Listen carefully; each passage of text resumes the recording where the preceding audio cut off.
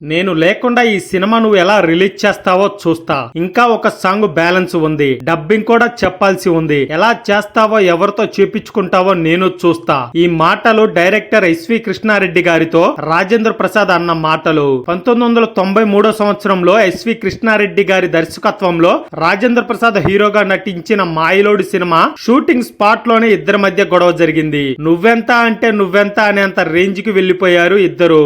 ఇంతకీ ఎస్వి కృష్ణారెడ్డి గారికి హీరో రాజేంద్ర ప్రసాద్ గారికి అసలు గొడవ ఎందుకు వచ్చింది? ఒకటి కాదు రెండు కాదు, ఏకంగా 13 ఏళ్లు వీళ్ళిద్దరు మాట్లాడుకోలేదు. మాయలోడి సినిమా షూటింగ్ సమయంలో జరిగిన ఆ గొడవ ఏంటి, దానికి సంబంధించిన పూర్తి వివరాలు ఈ వీడియోలో చూద్దాం. కొబ్బరి బొండం సినిమాతో ఎస్వి కృష్ణారెడ్డి రాజేంద్ర ప్రసాద్ కాంబినేషన్ కుదిరింది. అప్పటికి మూవీ ఇండస్ట్రీలో డిస్ట్రిబ్యూటర్ గా ఉన్న అచ్చిరెడ్డి గారు ప్రొడ్యూసర్ గా మారి ఆయన స్నేహితుడు ఎస్వి కృష్ణారెడ్డి గారు రాసిన కథను నమ్మి రాజేంద్ర ప్రసాద్ కు చెప్పారు. అది విన్న రాజేంద్ర ప్రసాద్ ఆ కథకి ఓకే చెప్పారు. అప్పటికి ఎస్వి కృష్ణారెడ్డి గారికి డైరెక్టర్ గా అనుభవం లేకపోవడంతో డైరెక్టర్ కాట్రగడ్డ రవితేజ అని పెట్టారు. ఆ సినిమా రిలీజ్ అయ్యి సూపర్ డూపర్ హిట్ అయ్యింది. మొదటి సినిమాతోనే వాళ్ళిద్దరు హిట్ కొట్టారు. ఆ సినిమా షూటింగ్ టైమ్ లో వచ్చిన అనుభవంతోనే రెండో సినిమా రాజేంద్రుడు గజేంద్రుడు సినిమాకు ఎస్వి కృష్ణారెడ్డినే డైరెక్టర్ గా పెట్టుకోవాలని అచ్చిరెడ్డి గారు డిసైడ్ అయ్యారు.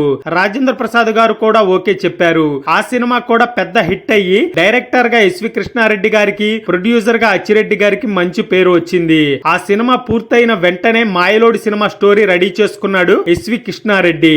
రాజేంద్రుడు గజేంద్రుడు సినిమాలో రాజేంద్ర ప్రసాద్ పక్కన సౌందర్య గారు హీరోయిన్ గా నటించారు. సేమ్ కాంబినేషన్ లో అదే దర్శకుడు మరో సినిమా రాబోతుండటంతో టాలీవుడ్ లో మాయలోడి సినిమాపై ఎక్స్పెక్టేషన్స్ బాగా పెరిగిపోయాయి. మరి ఏమైందో ఏమో కానీ ఎవరు తప్పుడు మాటలు చెప్పారో రాజేంద్ర ప్రసాద్ కి లేనిపోని మాటలు నూరు పోశారు. అవన్నీ నిజమేనని నమ్మి మాయలోడు మూవీ షూటింగ్ టైమ్ లో ఎస్వి కృష్ణారెడ్డితో గొడవ పడ్డారు. ఏమయ్యా నువ్వు డాన్సులు వేస్తావంటగా, హీరోగా కూడా చేస్తావంటగా, నీ వల్లే కొబ్బరి బొండం మూవీ హిట్ అయ్యిందంట, రాజేంద్రుడు గజేంద్రుడు మూవీ కూడా నీ వల్లే ఆడుతుందంట, నిన్ను చూస్తే థియేటర్స్ కి వస్తున్నారంటగా, నా మొహం చూసి ఎవరు థియేటర్స్ కి రావటం లేదంట, చూద్దాం అది చూద్దాం. ఈ సినిమాకు ఇంకా ఒక పాట బ్యాలెన్స్ ఉంది, అలాగే డబ్బింగ్ కూడా చెప్పాలి, ఇంకా షూటింగ్ కంప్లీట్ కాలేదు, నేను లేకుండా నేను నటించకుండా ఈ సినిమా ఎలా కంప్లీట్ అయ్యిద్దో చూద్దాం, అసలు ఈ సినిమా ఎలా విడుదల చేస్తావో నేను చూస్తా అంటూ కోపంతో మాయలోడి సినిమా షూటింగ్ నుంచి కోపంగా వెళ్లిపోయాడు. దీంతో షాక్ అయిపోయిన ఎస్వి కృష్ణారెడ్డి అసలు ఏం జరిగింది అనేది తెలుసుకుని షాక్ అయిపోయాడు. కనీసం చెప్పేదైనా వినాలి కదా, ఎవరో చెప్పిన మాటలు విని ఇలా చేస్తే ఎలా అని ఎస్వి కృష్ణారెడ్డి గారు బాగా ఫీల్ అయ్యాడు. రాజేంద్ర ప్రసాద్ లేకుండానే ఈ సినిమా నేను కంప్లీట్ చేయాల్సిందే అని పంతానికి పోయాడు. అదే విషయాన్ని ప్రొడ్యూసర్ అచ్చిరెడ్డి గారికి చెప్పి ఇంకా వెంటనే ఆ సినిమాకి చేసుకున్న అగ్రిమెంట్ ని బయటకు తీశారు. అందులో ఒకే ఒక్క రోజు బ్యాలెన్స్ ఉంది. వెంటనే మేనేజర్ చేత రాజేంద్ర ప్రసాద్ కి కబురు పంపించారు. ఆ అగ్రిమెంట్ చూసిన రాజేంద్ర ప్రసాద్ కూడా ఓకే, ఒకే ఒక్క రోజు ఉంది కదా, వస్తా, పాట అయితే ఇస్తాడో డబ్బింగే చెప్పించుకుంటాడో నేను చూస్తా అని రాజేంద్ర ప్రసాద్ సీరియస్ గా అన్నాడంట. ఇక వెంటనే ఎస్వి కృష్ణారెడ్డి రాజేంద్ర ప్రసాద్ చేత సినిమాకి డబ్బింగ్ చెప్పిద్దామని మొత్తం రాజేంద్ర ప్రసాద్ సీన్స్ అన్నిటికీ లైన్ లో పెట్టించి మార్నింగ్ 9 నుంచి మధ్యాహ్నం 1 గంట కల్లా ఆ సినిమాలో ఉన్న రాజేంద్ర ప్రసాద్ సీన్స్ అన్నిటికీ డబ్బింగ్ పూర్తి చేయించేశాడు.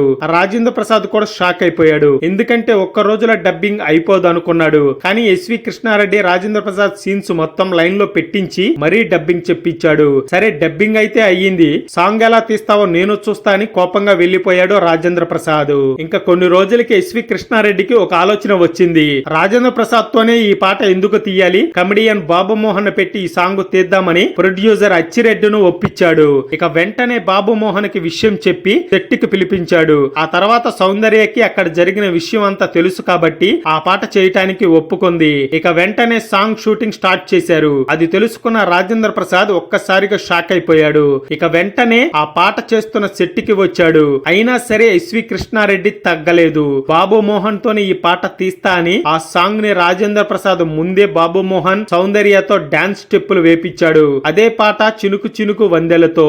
ఈ పాట ఎంత పెద్ద హిట్ అయ్యిందో అందరికీ తెలుసు.